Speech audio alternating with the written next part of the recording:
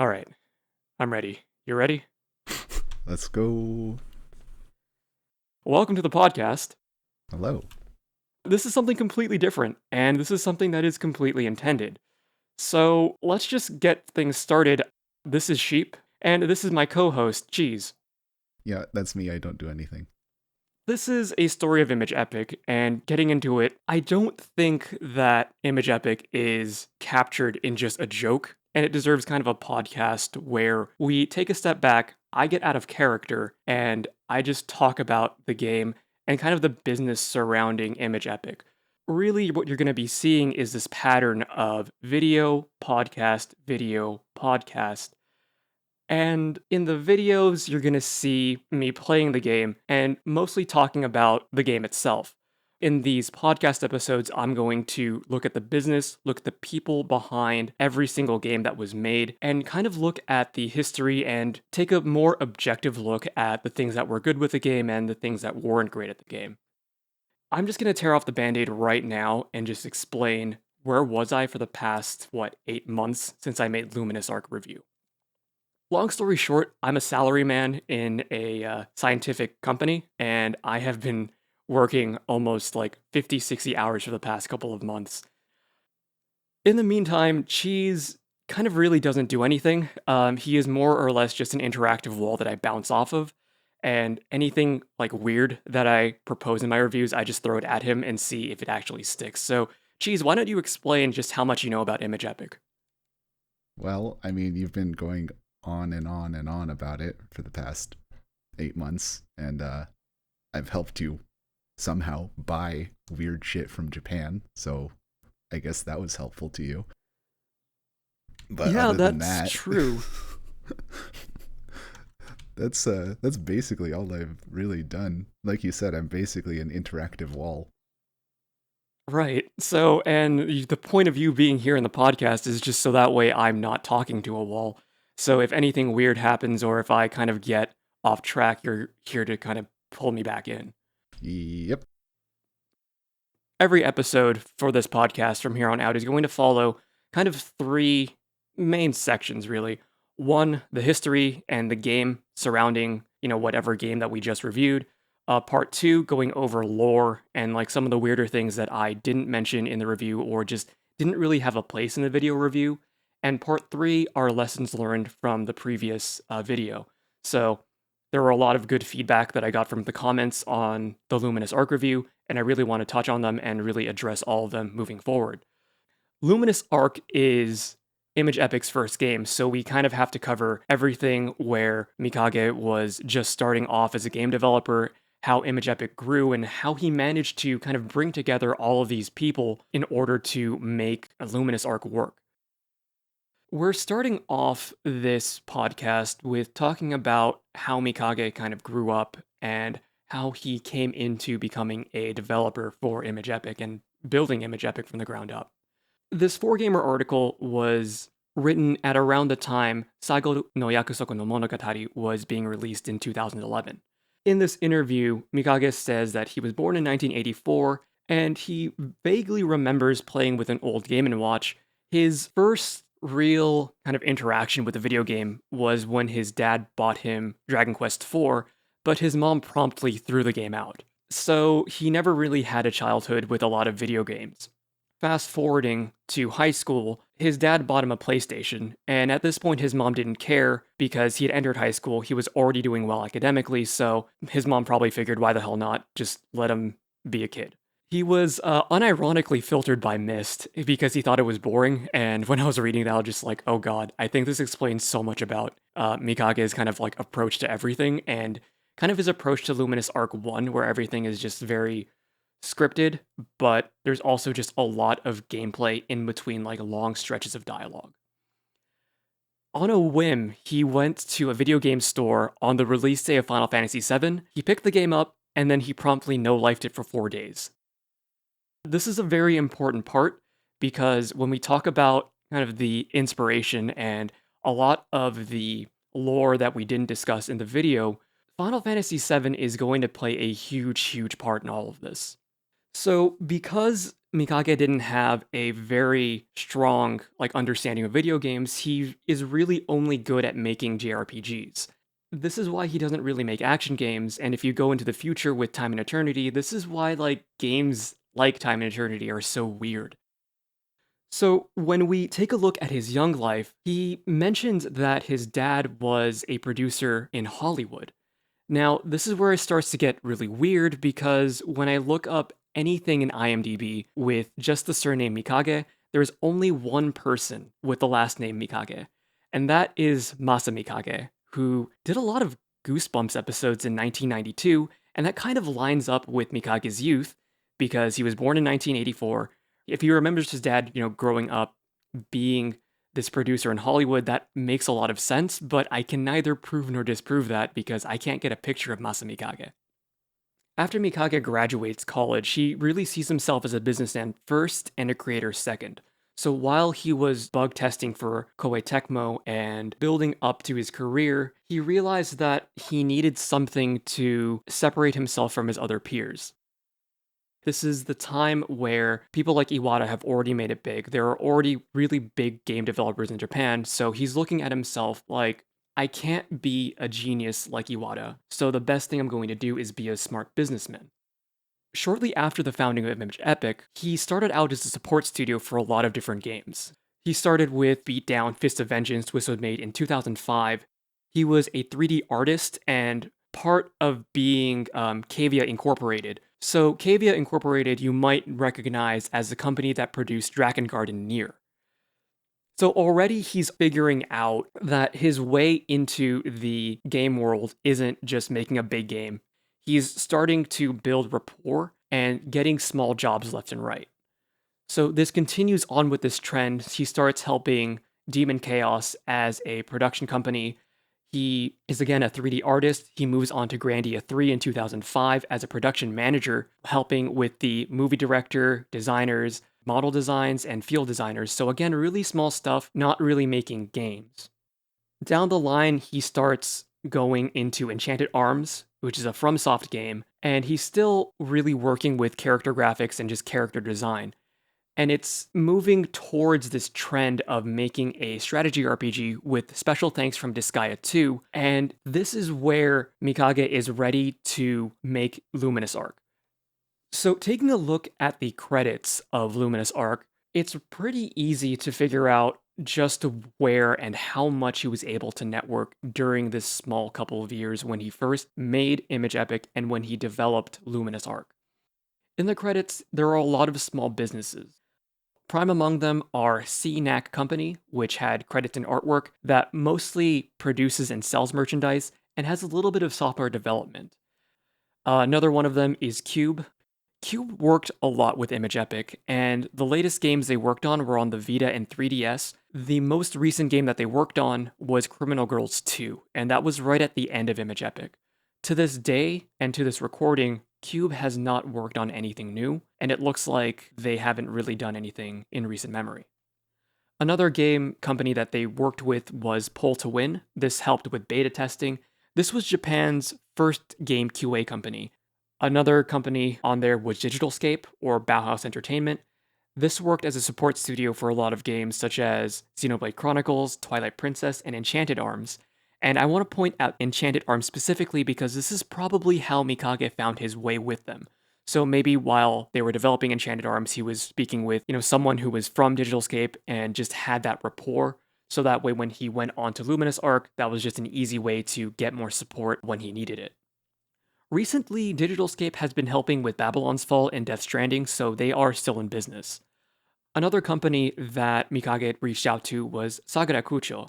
Sagarakucho is related to Pull to Win, and you can see that on their website. They do a lot of debugging and balancing, but their most recent game was Project X Zone 2 for the 3DS in 2015. Another support studio is called Creek and River, so they help with Nintendo and Square Enix games nowadays. It mostly seems like their rights management and their production outsourcing, so it's a lot of just people management. But it's very interesting that the most recent game before Luminous Arc that they worked on was Resident Evil Code Veronica, which was released in 2000. Somehow, some way, Mikage managed to convince Creek and River to go back to video games. This worked because the next game they went on to was Tales of Vesperia, and that game blew up. Another one to talk about is Guysware, and this was founded in 2006, which is around the same time as Imageepoch. And the most recent game they developed was in 2016. Some of the writers are pretty unusual. The first writer, Michael Shimura, is their only credit ever for a video game. They've never written anything else. And the second writer, Atsuki Komine, wrote for Shin Megami Tensei 9 and is the scenario writer for Shenmue. Komine never wrote for any other video games and only returned for the Shenmue remakes. So when it comes to writers, these are just kind of one-hit wonders. So I don't know what happened to them. I don't know where they are. And it's just really fun just to see kind of this growth and what happens to everyone in Imageepoch. Moving on to the designer Tomoki Oda was part of Peacock and worked on Disgaea 2. So maybe that's how they met, because Mikage was again working on Disgaea 2. So maybe they had a bit of a relation there and they continued on with Luminous Arc. It's really fascinating to see that there was a very strong management perspective going in, and even though Mikage doesn't call himself a game developer, the fact that he knows how to manage people is very fascinating. On the day of release for Luminous Arc, it's contested. So Luminous Arc shares the same release date for the following games: Heroes of Mana for the Nintendo DS, Rune Factory for the Nintendo DS, Persona 3, and the killer of them all, Madden 2008. This is actually really interesting because it looks like it was just poorly planned. When you take a step back and look at the different genres that all of these games have, they're not really competing in terms of genre, but they're competing in terms of interest. So I'm going to take a look at Rune Factory and Persona 3 mostly, because Rune Factory is a Marvelous Interactive game. Not only that, Mikage directly went to Marvelous Entertainment and saying, hey, help me make a game. So it looks like there was a little bit of competition there if you're looking at American releases. And Persona 3 is unusual because Atlus is the publisher for both games. You would think that Atlus, has a little bit of intelligence when it comes to competing between their own sales and competing against their own interests. That's all I really wanted to talk about right now for kind of the history and the business side of it. But this is what I'm going to be doing in future games. I'm just going to be poking at the credits and kind of finding the connection just to see how Mikage maybe recruited them, or how they kind of fell into place, and just how well it turned out or how poorly it turned out. And this is going to be a lot funnier, and well, it's not going to be a lot funnier, but it's going to be a lot more harrowing when we talk about things like Time and Eternity, when the voice acting didn't go well, or things like Seventh Dragon, when you see Etrian Odyssey developers coming in and helping push out Seventh Dragon, and just that influence and just how well it turned out for them. Now that we've talked about a lot of the developers for Luminous Arc, let's talk about the gameplay and the lore.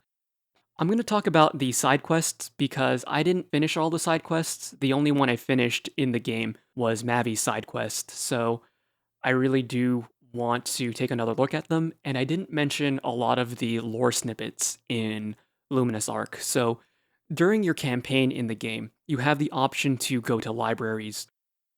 So in Chapter 3, we find out that the Lepiciae, the power source of all the witches, are actually meteorites, and the game explicitly mentions that they came from the stars. As the Lepiciae fell from the sky, the Lepiciae absorb the planet's energy, and that allows the witch to release their energy. So the church is saying that the dragons help destroy the world along with the witches, and witches are in this perpetual state of being reborn after death. Moving on, they have this thing called incantation, which is kind of like concentrated magic in physical form. Now, if we talk about Final Fantasy VII, this sounds like materia. In Final Fantasy VII, materia is concentrated lifestream, which enables the user of the materia to cast magic in terms of gameplay. Chapter 14 is when Alf starts to realize that maybe the church is kind of lying. So we go into the witch's library, and this is where you start seeing a different perspective from the war 1,000 years ago. 1,000 years ago, the witches describe a strange entity just appearing into existence and warping the fabric of karma. This one entity feeds off the life force of creatures and found its way to be the luminous god for humans. The planet, in a desperate attempt to get rid of the evil, created witches and the dragons. So, witches are capable of using this magic called rune, but as a result, ended up destroying the world. The dragons that fought along the witches created a barrier around the witches' forest, but then quickly died out. The final few witches that were still alive after the attack were put to rest in the left forest and held within the Mother Lapis. The witches are only called out when the world is going to be put in danger, and this is where the story begins. So, if you've played Final Fantasy VII, this sounds extraordinarily similar to the existence of Genova. Genova, according to the Cetra, or the Ancients, came from a meteorite, fell down to Earth, and pretty much wiped out all of the Cetra. In Final Fantasy VII, it starts turning the Cetra into monsters. After some period of battle, the Cetra are able to encapsulate Genova in ice in the northern crater, but the numbers are so dwindled that there are very few surviving Cetra. Fast forward a couple years later, or a couple thousand years later rather, we have Professor Gast uncovering Genova, confusing it with Cetra. That's where they end up getting Mako, and that's where they end up trying to recreate Cetra using Genova cells. This sounds very, very familiar because not only are humans confusing the ultimate evil with an ultimate higher power, but humans are also trying to find a way to exploit some sort of like energy from the planet. There's a passage that Alf can read that mentions kind of an altar that a lot of people see in their dreams, and people are mysteriously drawn to that altar. If we move on a few chapters later, this is the Altar of Souls. This is where people are sacrificed to Zahal, the god of the world, and this is where Zahal is imprisoned. Now, this is very similar to the concept of reunion in Final Fantasy VII, where you have people who were experimented on with Genova cells, all mysteriously wanting to move to one position. And that is pretty much all of the extra lore that I didn't cover. Well, let's move on to the final part, lessons learned, and this is where I want to talk about everything that I've received from feedback and how I'm going to improve for the next episode. So, first of all, I needed to get better equipment because I was recording on an AT2020 USB mic, and if you listen well enough, you can hear the hum of my computer. Something I also got a lot of feedback on, and this was some of your test audience too when I sent this to you, Cheese, was have some light background music. I know it was super quiet and it just sounded like a podcast, but that was not my intention. I thought that a good review was just completely quiet, but it turns out I needed a little bit more sound mixing and just better music. So, do you want to talk about this, Cheese? No, I think basically got it covered. Just a little bit of extra background music keeps people's attention a little better, so it keeps them engaged with your content. To that end, I actually found a software where I could like rip from the video game, and it's just going to be a lot better, I think, moving forward. Another thing that I want to do is 100% the game this time around. I kind of said it in passing, and I still kind of feel bad about this too. I didn't finish all the side quests, and it turns out that a lot of them were pretty important because they have a little bit more character to a lot of the characters that we see. In one part, particularly, Heath spends a heartfelt moment just trying to just remember Iris for who she was before, after she had died. Another one was why Vivi is considered like very lazy among the witches. It goes so far as to say the planet itself is upset with Vivi and just how lazy she is. So a lot of this does add that character that I was kind of missing and wanted more of when I was playing the game. So what are your thoughts on this? Well, certainly playing as much of the game as possible before making a review is a good thing, but a number of the reviews I've been looking at recently for other video games haven't necessarily played through all of the game or even up to like mid game before saying if the game is good or not. So first impressions are more of a concern to an average player, but for a lore hound like you, playing through all of the content to get as much of the lore is what's expected. Right. So I think I'm going to be doing that in the future because I want to have a very thorough understanding of the story and just what I can do, and not only that, mess around with some of the play styles. Because I also did notice that the game is actually pretty fair in some regards. If you don't level up certain characters, like for example, if you don't level up Cecile at all, she gets bumped up from her lowest level to level 30 when she turns into the Twilight Witch. Something else I also want to do is just get a better schedule. I do not want to wait 7 to 8 months before my next video. That's pretty much it. This is the first episode of the podcast, and I'm pretty sure it's going to be all over the place. I'm going to say it's going to be better, but Cheese, your last thoughts on this. Thank you, everybody, for listening. All right, so thank you everybody for listening. This is the first episode. I'm Sheep. We're going to be back very soon. So until then. Take care.